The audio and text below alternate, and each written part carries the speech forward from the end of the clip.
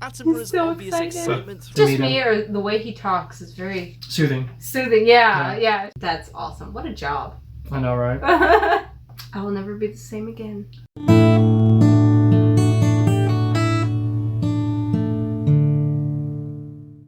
Hey everyone, welcome back. Today we're going to be taking a look finally into a great national British treasure. A British national treasure. Like gold? No, person. Oh. David Attenborough. A while back I did a video, 25 things that the UK does better than the US, and one of the things they said was that you guys had David Attenborough. And Attenborough or Attenborough, I think it's, or I don't know, I'll check in just a minute. But on that video I got a lot of flack for not knowing who he is, or I've heard of his name. I remember that being an issue, but you got a lot of flack. Yeah. But I wasn't sure why. And a lot of people like, well, he's Richard Attenborough's brother. Oh, that makes from a lot. Jurassic Park, and it's like I've seen Jurassic Park like one time when I was a kid. Remember what that character I barely was. remember it, so it didn't really help me at all. Real fast, actually kind of funny, if you guys haven't seen the new Dwayne Johnson Netflix movie called Red Notice, he actually did this whole scenario of this, like legit. I might actually see if I can find a clip of that and put it in this. We'll see. If not, though, I definitely recommend it. It was like literally a whole bit about mixing up. This whole bit, like, I'll see if I can find it. Was he mixing up that actor? Yeah. Oh, he was? I'll have to show you. It was great. It was pretty funny. Anyway, guys, today's video was recommended to us by one of you guys. Laura sent this through Discord. It's the top 10 David Attenborough moments from Watch Mojo. I've never really checked out any of his stuff. I've seen some pictures of him. I know he's like a broadcaster. I might recognize his voice. Documentarian. He's done a ton of things with nature, and I think he's transitioned into like talking about climate change and stuff like that. I'm pretty sure is what he does now. I just know he's like a super beloved person. First though, we need to check out how to say his name. Yeah, because I'm a little confused because it looks like David Attenborough, kind of. So we're going to figure that out. David Attenborough. See, that sounds right. David Attenborough. But the thing is, right here it says American, and then you can switch it to British. I didn't know it could do that. That is really cool. Now let's see the difference. To be honest though, there shouldn't be a difference. If it's a British name, if it's a name, there shouldn't be a difference. That's true. But anyway, let's check this out. David Attenborough. David Attenborough. David Attenborough. I think you were saying it right. Now that's cleared up. Number 10, The Capercaillie, The Life of Birds. This documentary series studied the evolution of birds, plus their shared and singular habits, casting new light on hundreds of species. During the course of its filming, Sir David covered over 250,000 miles, visiting more than 40 countries, yet arguably its best and most memorable moments came close to home, in the Highlands of Scotland. And the best, in the end, is claimed by the most powerful male, who will defend it against any intruder. As Attenborough enters the territory of the world's largest species of grouse, the capercaillie, he comes face to face with a bird that mistakes him for a love rival. Run, David, run! This being the breeding season, they feel display to almost anything, including me. No doubt. Number 9, He's like trying The to Wolf talk Call. through it. Oh my gosh. He's like trying to stay calm and just explain things with being half attacked by a small bird. Yeah, that's crazy though. To travel 250,000 miles in 40 countries just for that one documentary. Just for the one documentary? I think that's what I thought that was for the birds. Yeah, I think you're right. So he's definitely extremely well traveled, and that's awesome. What a job. I know, right? No doubt. Number 9, The Wolf Call, The Life of Mammals. In his memoir, Adventures of a Young Naturalist, Attenborough tells the story of how he once wrestled a red-maned wolf in Argentina. Perhaps that is how he got to know the animal so intimately, for in the following clip he shows off an impressive ability to copy their call. Pretty good. Well, they're responding. So. As the presenter explains how wolves are able to communicate across long distances, his impersonation is so convincing that he appears to draw responses from an entire valley full of the animals. It's eerie and incredible at the same time. Wolves are cool. Number 8, meeting Barack Obama. David Attenborough meets President Obama. On the occasion of... I mean, I know he's met the Queen a whole bunch, so like, is it really that impressive to meet a president? I guess to have a full talk, an interview with them, that could be impressive. I mean, was it even the first president that he met? Oh. I mean, I don't know. I don't know how long he's been doing this. He's been doing it for, I think, over 50 years. Jeez. So... David Attenborough meets President Obama. On the occasion of Attenborough's 89th birthday, he was invited to the White House by the then President of the United States. Sir David Attenborough, thank you so much for being here. As I was telling you in our walk over, I have been a huge admirer of your work for a very long time. Obama wanted advice about the most critical issues threatening the Earth in the 21st century, and after half a century as a leading naturalist, no one is better placed to give it than Attenborough. And the rising in temperature, global temperature, is a very, very serious worry indeed. Of course, he has long been a spokesman on issues such as climate change and conservation, giving this sobering warning in his 2000 documentary series, State of the Planet. But it's now increasingly apparent that one species, our own, has developed the unique ability of so altering its surroundings that it can destroy whole species, indeed whole environments. Number 7, So he became more of an activist. Yeah, I think he's really like climate change and stuff. I think he was just at the. I know he was at the Glasgow climate change talk that they just had a couple weeks ago. Huh. I know he talked. I was about to ask, is he still alive? Yeah, I thought he was. But... He's as old as the Queen. He's 95. I know that. Dang, and he's still being. He's still. I mean, the Queen. He's still using his like influence and experience and stuff and talking with people. Yeah, I mean, I guess when you have that much experience, you probably do notice things. Yeah, no, you For do. sure. I mean, he's been literally in nature. At the very least. He's been in nature and stuff for like at least 50 years. I have no idea. I'm just going off of what this video is He's saying. like But one with the nature. pretty much. Number 7, Lonesome George, Galapagos 3D. The Pinta Island tortoise, Lonesome George, was once the last known member of his species and the rarest creature in the world. This is the rarest living animal in all the world. When Attenborough visited the Galapagos National Park in 2013, he was granted just 30 minutes alone with Lonesome George. He was asleep for most of it, but awake for a few crucial moments. So now George lives in his own enclosure, completely safe, but entirely by himself. Sadly, George died a fortnight after this clip was filmed, but has since become an important symbol for conservation efforts in the Galapagos Islands and beyond. And George and David briefly became one of television's greatest double acts. But at least he can be a living inspiration for us all to protect the remainder of the reptiles and amphibians of the world.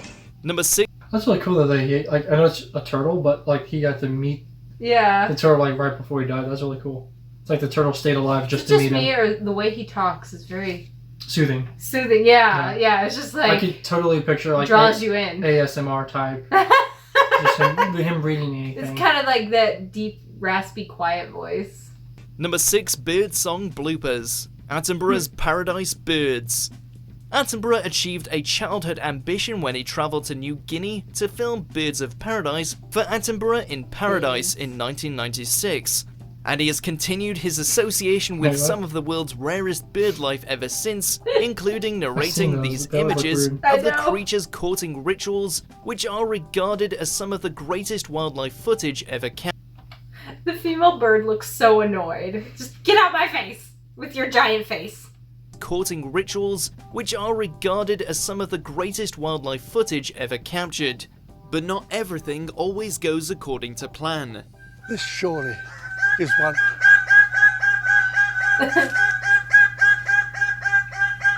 It's loud. As a consummate professional, Attenborough usually records his scripts in a small number of takes, yet here one bird was determined to upstage him. By about the 18th century. And so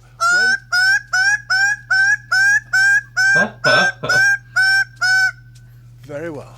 Number 5, the Adele voiceover, The Greg James Show. Look as the world's most famous pop star zooms down a dirt track in an old Mini. Adele? During his distinguished career, Sir David has provided plenty of hilarious voiceovers on subjects ranging from nightclubs to Olympic curling. But perhaps his most famous alternative voice work came in 2015 when Radio 1 DJ Greg James challenged him to narrate the opening to Adele's music video for her song Hello. I recognize Her that. surroundings are unfamiliar and unwelcoming, but this is no match for such a cool customer, so she decides to tidy up a bit. Oh, dusty, isn't it? With a script in the style of one of his famous documentaries, this performance underlines not just Attenborough's versatility, but also his sublime sense of humour.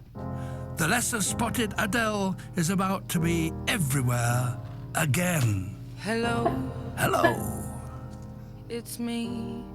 Number That's 4. great. That's so cool. I had no idea he did that. That's hilarious. I'm not surprised at all, though. Like, he has, I think I did come across that he's like a broadcaster, so I think he has done a lot of radio. But the fact that he has done such a wide range. Well, no, they were saying like he's done a huge range of voice. Yeah. He's used his voice for a huge That's range so of stuff. fun, though. So I can definitely see why British people are so shocked that I never heard of him. I mean, Uncultured. I'm sure Yeah. that his nature stuff is translated over to here. And we just didn't I'm realize almost positive about that. Yeah. But at the same time, like all the other stuff, I feel like hasn't. Yeah. I did actually ask some other people that we know if they'd ever heard of him, and they said no. Oh, really? Yeah, so it wasn't just us. It's just Americans in general. Or at least- Midwest, I guess. Yeah, true. Hello. Hello. It's me. Number 4, the orangutan. Zoo Quest. That's Heading an old one. What did you just say? The orangutan. No, you didn't. Orangutan. Yeah, I know, we always say orangutan, Orangutan. He said orangutan. which makes more sense because there's no G. Orangutan. Yeah, Is there no we G? always say orangutan. Orangutan. Look. Number 4, the orangutan. Zoo Quest. Heading back to Attenborough's first major TV appearance, here he partners with staff from London Zoo to collect Oh, I think this is specimens old. for their Yeah. What did I say? experience Shoots. I'm about Zoo sorry. Quest. 54 to 63. Heading back to Oh, wow. Attenborough's first major TV appearance, here he partners with staff from London Zoo to collect specimens for their expanding collection, an accepted practice back then. And soon, every time I passed his cage, he stretched out his hand to attract my attention in the hope that he'd get Totally some more different. food. And this now famous clip shows Attenborough's natural affinity with the animals as he wins the trust of the orangutan, Charlie, and eventually coaxes him out of his cage and onto deck. I think it's a And baby then, one. for the first time, 4 days after we'd had him, Maybe not. we encouraged him to come right outside his cage. Once rehomed in England, Charlie actually fathered the first orangutan to be born at Oh, London so Zoo, young. establishing its breeding colony. Within a few days, he was so tame that he allowed me to put ointment on the bad graze which he had on his wrist. Number 3, the blue whale. The life of mammals. Meeting a blue whale was another of Attenborough's boyhood dreams, and another he fulfilled when he helped to capture this stunning footage of the mighty marine mammal. And it's coming up. It's coming up. Attenborough's obvious excitement threatens so to excited. spill over as the creature surfaces mere meters from his boat, yet he retains his That was professionalism just enough to faultlessly deliver a perfect piece to camera. Only in the sea can you get such huge size as that, That is a massive whale. magnificent creature. A clear fan favourite moment from the presenter's long and distinguished back catalogue, few scenes so Oh, wow. magnificently sum up the magic of the natural world. And as it tilts its 100-ton body downwards, so it can plunge to the black world 500 feet or more below the surface. Number 2, That's just crazy. He said such a life. Like, seriously. They mentioned that was his one of his boyhood dreams to see the whale, but it seems like he didn't get to do that until he was much older. It seems like he was very busy. It seems like he also likes birds a lot. Yeah. Or more below the surface. It seems like he likes all nature. That's true. Number 2, the baby rhino, Africa. This documentary, obviously set exclusively in Africa, features one of the most moving moments of Attenborough's entire career as he befriends a blind baby rhino called Nicky. He starts to squeak, and we're able to have a little chat. In an interview for Radio 5 Live, Sir David admitted to sometimes crying over the suffering of the animals that he encounters, but he maintains that it's inappropriate for presenters to intervene or even show their emotion.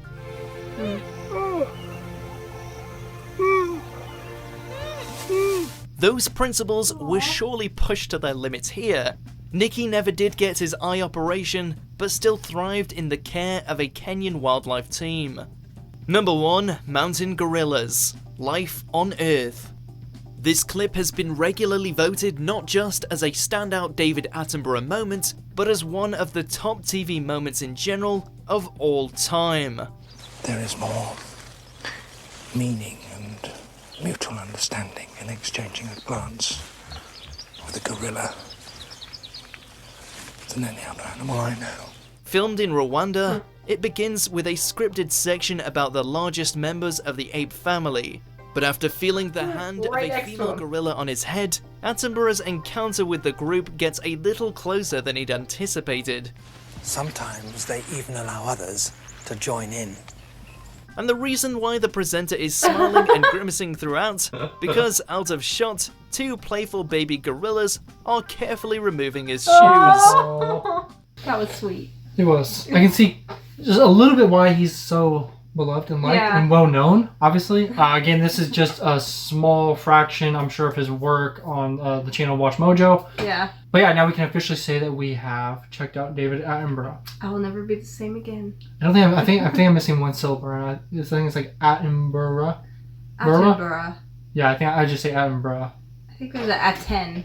I don't know, guys. I'm not trying to purposely mispronounce his name. Either way, he has a great voice. He does. And it seems like he's very, like, methodical in what he's about to say. Well, they did say it was scripted, but But even then, being able to have the scripted and do it in mostly one take, that way you get the full shot, is really... I know how hard it is to do things in one take, so I have a lot of respect for him for being able to do that, especially with animals doing stuff in the background. Well, and the fact that he's 95 and still doing... I know the Queen's 95 and she's still doing like her duties and stuff. Yeah. It's just very interesting to see. Yeah, to see people thankfully that old and still thriving. Well, good enough. Thankfully, he's still in good enough health the way he can do it. Unlike some old people we know. Anyway, guys, thank you for recommending this to us. Thank you, Laura, for sending this our way. Yeah, I can now say I kind of know who David Attenborough is. I know enough now that I should recommend him to other people. Seriously though, like I just can't get over like how much stuff he has probably experienced, especially as someone who doesn't like get out much. We don't get out much. We don't travel a lot, so it's just kind of like for people that just like that's all they do their whole life. It's just like interesting. We did get to see some deer up close, which is not that uncommon here. They're just deer. But check out his Instagram if you want to see it too. Please consider subscribing if you want to and want to help support the channel and just see if you like what we do. Guys, that's all we have for this video. Please be safe. Are you trying to talk like him now? No. You're just getting quieter and more methodic. No. Please be safe. Take care. Look after one another. And we'll catch you guys in the next one. Cheers.